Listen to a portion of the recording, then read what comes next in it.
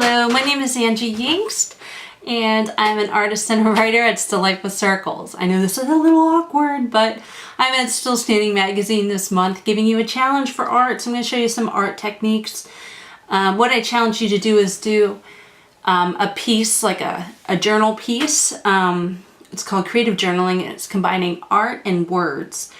And I challenge you to do one about ritual and your baby. So I created this piece, and I'm really excited to show you some of the ways I did this. I kind of used all my little tools to kind of give you different techniques, and I want to show you how I did some of them. It says, when I create art, I get to mother you again. And so what I mostly did was watercolor, and don't get afraid because watercolor is actually a very forgiving, lovely medium to work in. Some people know watercolors as these tubes, some know them as a tray your kids get. They also come in pencils and they come in crayons. And so what you do is you can activate your watercolors with a little water. So you can draw a design. I'm going to draw a design. Maybe I'll just make a heart. Give it some lines. Like this. And so it just looks like a colored pencil, you can see. But if I take my brush and dip it in some water and put it on top of the lines, I now have paint. And it's a really easy way. I mean, of course, it takes a lot of technique to learn how to put how much water on, but it is really not that complicated. It's easy to learn. You can also take the water and extend this out and give yourself some pink, like that. You can also take some of this paint in the hard form. I put it out. Now if you just dip this like this, you'll get a nice strong line. The more water you add, the less strength you get in that line. It's just more of a wash, which is a really nice way to do backgrounds. But if you take a little bit of a wash with this yellow and you activate it that way, of course you get a nice orange coming through here. I like to do that. Another way some people do it is to use a highlighter, you know, just an ordinary quickie highlighter. And if you color it, it actually, because it's mostly water, you can bring out that, you can activate it that way. Do it that way. You don't have to activate it at all if you don't want to. And the more you paint it, the less, you know, the more water you add, the less faded. So it's very forgiving in that sense. Like I can kind of see how that blue, I kind of can wash this out and bring it into the yellow and keep combining them. Looks like a little bruised heart. I can relate to that.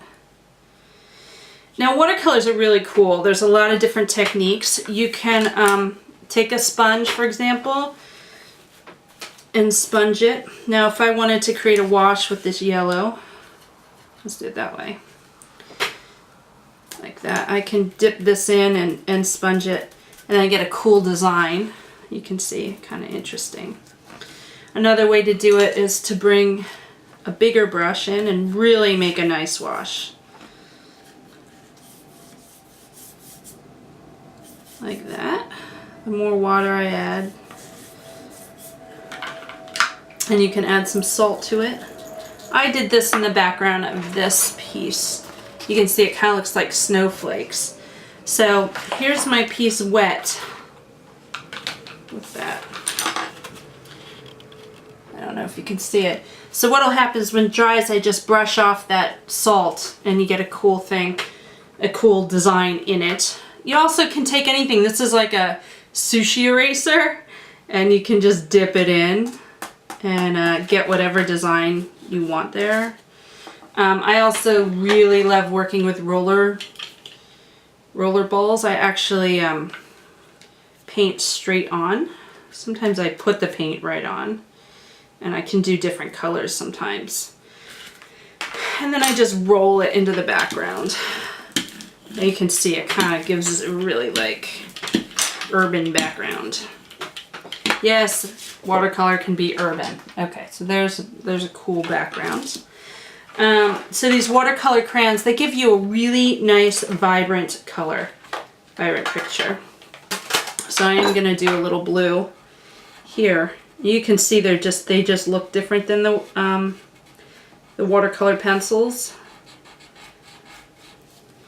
And if you do, like, so I have that that blue, and if I come in here with a red, you can see it doesn't really blend very well until I make sure you get all your paint out of your old brush if you're going to use the same one. And just come in here, and you can see it just creates like really, really vibrant colors. Now, watercolors are really quite inexpensive, and I would encourage you to raid your kids' stash if you can. Go buy them at the pharmacy if you want. A pack of watercolor pencils like this. Now, they look just like colored pencils. They're going to be with the colored pencils, but they say watercolor on them. And this one runs maybe 12 bucks, $10.95 or something. But you can definitely get them cheaper, and you can get them a lot more expensive. And pretty much, if you just get the standard 12 pack, you can make pretty much any color that you want combining them. So I hope that helps a little. There's some watercolor techniques, and next we'll be showing you how to create some stickers and some other cool mixed media things. So thanks for watching.